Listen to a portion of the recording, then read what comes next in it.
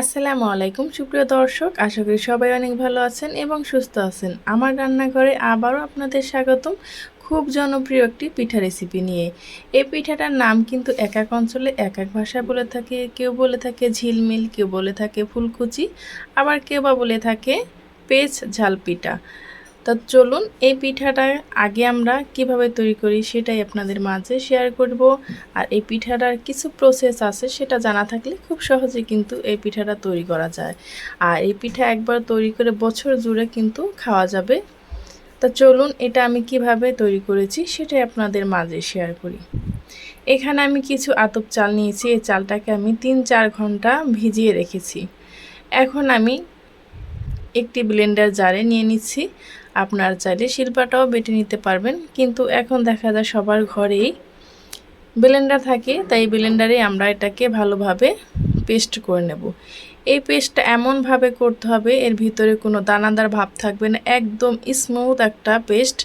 এটাকে আপনি 20-25 মিনিট থেমে থেমে এটাকে ব্লেন্ড করতে হবে।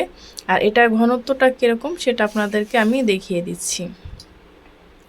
দেখুন এরকমভাবে হাতে নেড়ে উপর থেকে ছাড়লে পেস্টগুলো দিলে খুব সুন্দরভাবে পড়ে যাচ্ছে।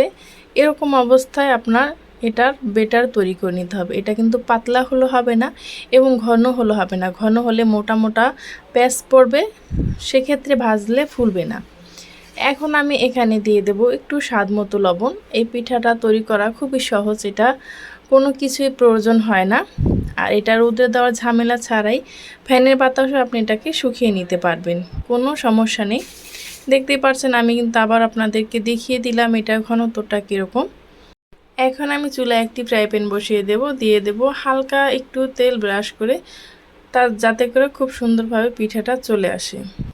যখন কড়াইটা গরম হয়ে যাবে তখন হাতের ভিতরে নিয়ে এভাবে ঘুরিয়ে ঘুরিয়ে দিলেই কিন্তু সুন্দরভাবে পিঠাটা হয়ে যাবে।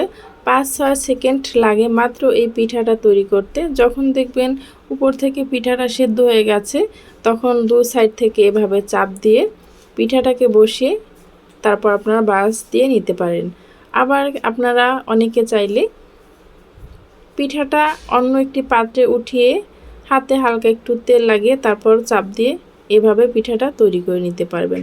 আমি আপনাদের সুবিধার্থে কড়াইয়ের ভিতরে রেখে এটাকে চাপ দিয়ে তৈরি করে দেখাচ্ছি। এখন আমি অন্য আরেকটা সিস্টেম করে দেখিয়ে দিচ্ছি। 4 কোণা ভাঁজ করে তারপর মাঝখান থেকে আরেকবার ভাঁজ করে পিঠাটা তৈরি করে নিয়েছি। এভাবে আমি সাদাগুলো করে নিয়েছি। তারপর এখন আমি অরেঞ্জ ফুড কালার দিয়ে নিচ্ছি, একটু সামান্যভাবেই দেখতেই পারছেন। এখন আমি এটাকে তৈরি করে নেব অরেঞ্জ ফুড কালার দিয়ে। হালকা আবার একটু তেল ব্রাশ করে নিচ্ছি। আপনার চাইলে শুধু সাদাও করতে পারেন কিংবা অন্য অন্য কালার দিয়ে যে কোনো কালার আপনাদের পছন্দ মতো করে নিতে পারেন। এই পর্যায়ে এসে এখনও যারা লাইক দেননি প্লিজ আপু ভাইয়া আন্টিরা যে যেখান থেকে ভিডিওটি দেখছেন একটি লাইক দিয়ে ভিডিওটি কন্টিনিউ করবেন। আর আমার ভিডিওটি যদি আপনাদের কাছে ভালো লেগে থাকে তাহলে কাছের মানুষের কাছে শেয়ার করে দেবেন। আর আমার চ্যানেল আজকে যারা প্রথম ভিজিট করেছেন, আমার ভিডিওটি দেখতে দেখতে কোনো অংশ যদি আপনাদের কাছে ভালো লাগে তাহলে প্লিজ চ্যানেলটি সাবস্ক্রাইব করে বেল বাটনটি অন করে রাখবেন, যাতে করে যে কোনো ভিডিও আপলোড করা মাত্রই আপনার কাছে নোটিফিকেশন পৌঁছে যায়। দেখতেই পাচ্ছেন কত সুন্দরভাবে হয়ে গেছে। আর এটা আমি সারা রাত ফ্যানের বাতাসে শুকিয়ে রেখেছিলাম, তাতে কিন্তু খুব সুন্দরভাবে শুকনো হয়ে গেছে মুচমুচে। রোদে দেওয়ার ঝামেলা ছাড়াই কিন্তু এই পিঠাটা তৈরি করা যায়। এখন আমি একটি কড়াই দিয়ে দিলাম আর কড়াইতে দিয়ে দিলাম পর্যাপ্ত পরিমাণ তেল। এই যে বলেছিলাম কিছু প্রসেস আছে যেটা ফলো না করলে কিন্তু পিঠা হবে না এবং ফুলবেও না। আমি যেহেতু তেলটা অল্প গরম হয়েছে সেজন্য প্রথমে যে পিঠাটা দিলাম দেখতে পাচ্ছেন ফুলেনি। এখন তেলটা খুব সুন্দরভাবে গরম হয়ে গেছে। পিঠার দেওয়া মাত্রই কিন্তু কিভাবে ফুলে উঠেছে দেখতে পাচ্ছেন। এইভাবে করে আমি সবগুলো পিঠা এক এক করে ভেজে নেব। আর এই পিঠাটা কিন্তু আগের দিনে মানুষ যে কোনো বিয়ার অনুষ্ঠান কিংবা কোনো একটা ভালো আয়োজন হলে এই পিঠাটা তৈরি করে রাখতো। দেখতে পাচ্ছেন কত সুন্দর পিঠাগুলো ফুলে গেছে। আবার অনেকেই তো এই পিঠাটা তৈরি করে বয়ামে ভরে রেখে দিত, যে কোনো মেহমান আসলেই ঝটপট কিন্তু এটা ভেজে দিত। দেখুন পিঠাগুলো কতটা সুন্দর হয়েছে।